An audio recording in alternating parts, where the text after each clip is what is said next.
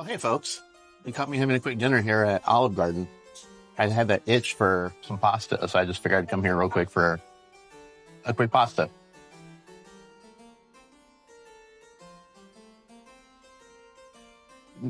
Yeah, I know. It's an Olive Garden pasta. I mean, you can't really expect too much.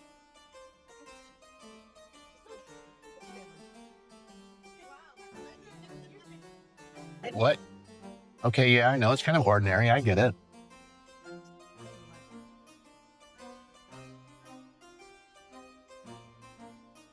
Okay, you're right, folks. That's not what this channel is about. We don't do ordinary here. Thank you for reminding me of that. Let's make it extraordinary. Pack your bags. Let's go to Italy.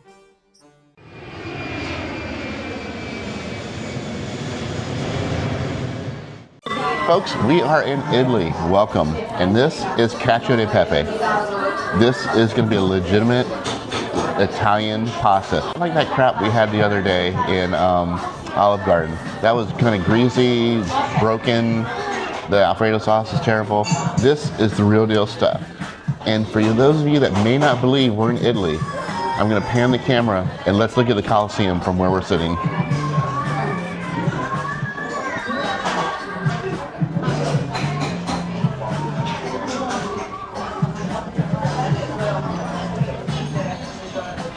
So that is proof positive we are in Italy.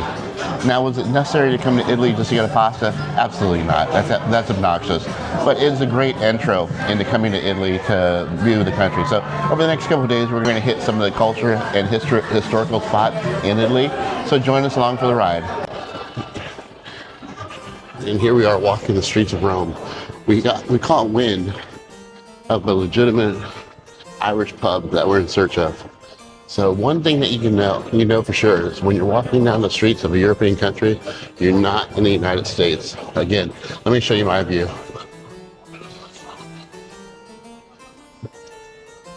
Notice how the major color of everyone's clothes is either black, blue, scattered with a little bit of white. Except for us. No bright colors, no floral designs, no Hawaiian shirts.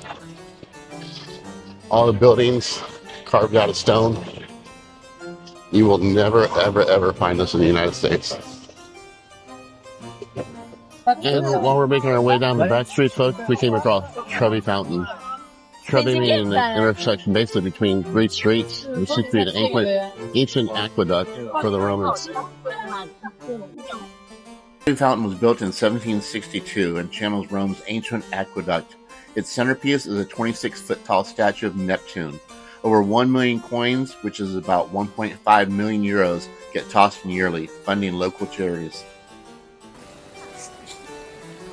Friends, we are now at the Pantheon in Rome. The Pantheon is an ancient temple built around 126 AD by Emperor Hadrian, dedicated to all the Roman gods. It's famous for its massive dome roof with a central oculus, letting in all surrounding natural light. Originally a pagan temple, it became a Christian church in the 7th century. Inside you'll find stunning marble floors, Corinthian columns, and tombs of Raphael and some of the other Italian kings. It's free to the public, but it can get very crowded.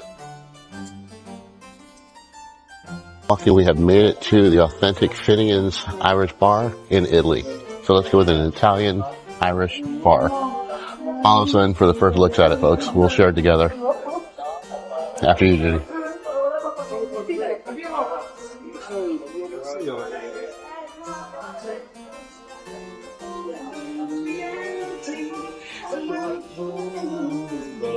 Hi. Hello. Hi. How are you doing?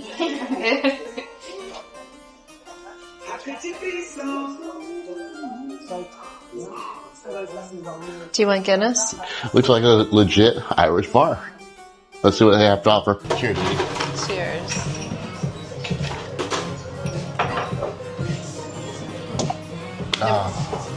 No matter which country we go to, we always have to stop at an Irish bar. Agreed. When in Rome, still go to an Irish bar.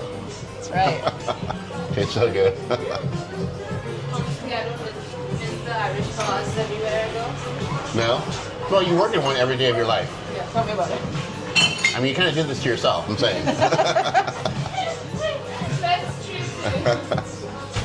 Tastes so good. All right, so we've got one more stop, and then we'll give a close out there, folks.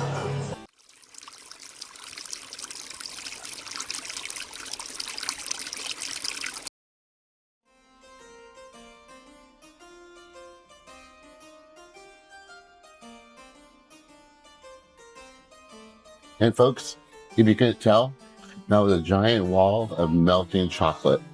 And if that's any indication of where we're at, we're in a gelato shop. I figure what better way to close out our amazing trip into Italy than having Italian gelato. Judy, what flavors do you get? I got tiramisu and strawberry cheesecake. And how is it compared to ice cream? You know, when I was here 30 years ago, I had gelato here. Had never heard of it. As soon as we got back to the United States, they had it in the airport. But it is better in Rome. It truly is. Even though you can get it at Publix at home, it's better here. Something about having it authentically. Absolutely. I have banana and I have an Americano with black cherries and vanilla ice cream. It's very good. I'm not a big dessert person, but I would say this is good. I definitely would order it again. All right, folks. So we just got done with our late night gelato. When in Italy, you have to do gelato.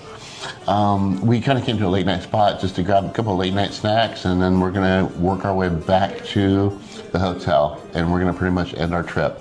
So in a little bit of self-reflection, I thought it'd be a great time to sit down and just share our experiences with you. Judy, what did you think overall? I think two takeaways. One, I think we learned so much about Roman history that challenged everything that we've learned in school and as kids and everything we've been brought up to believe.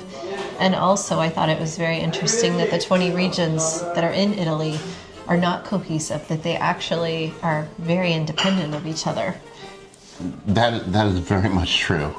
And that's the point that I would take away strongly from Italy, that out of the many different regions, they're all trying to find their own identity. Kind of like the United States. The United States is a big melting pot of cultures coming together as one. One of our tour guides said that you can define Italy, but you cannot define an Italian, which kind of puts forth the notion that the Italians are constantly growing and evolving. Thank you. Thank you very much. Appreciate it. Thank you again. The Italians are constantly growing and evolving. Yes, please. Thank you. Look good. That's huge. I know. I like it. Perfect. Thank you. All right, folks. Big Heineken. Don't judge. So back to what I was saying. The Italians are constantly growing and evolving. Growing up, you've heard all these stories about like the mafia, the Sopranos, the big mob bosses. That they're conquerors. Exactly. Caesar, the Romans, the great Spartans. Whatever they put forth, whatever they set their goal on, they're going to conquer. And I found that not to be true. It seems like there's a lot of cultures that come before. Roman civilization just kind of evolves or builds onto what's already been there and makes it better. That's a recurring theme throughout all of our travels.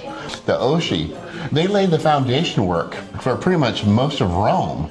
And I mean, you never hear about them throughout civilization, but they were there. They laid the foundation. They were a small village of people that just kind of gathered in, stone wood huts. And then the Romans came in and took over and just kind of built upon what they had already built.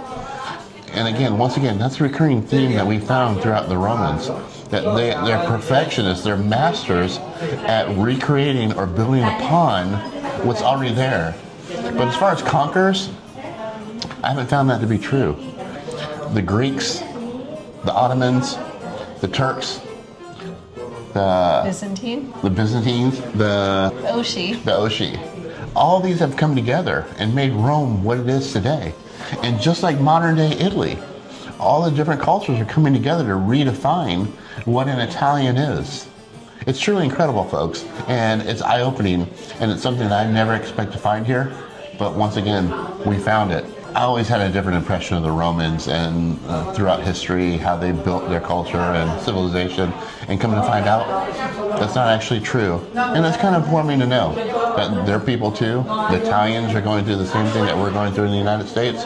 They're defining who they are and who they will be tomorrow. So with that, I think enough's been said, folks. Until next time, Judy. It's been a great adventure. We can't wait for the next one. Let's see where we end up next, folks. Like I always say, be safe and be adventurous. See you next time.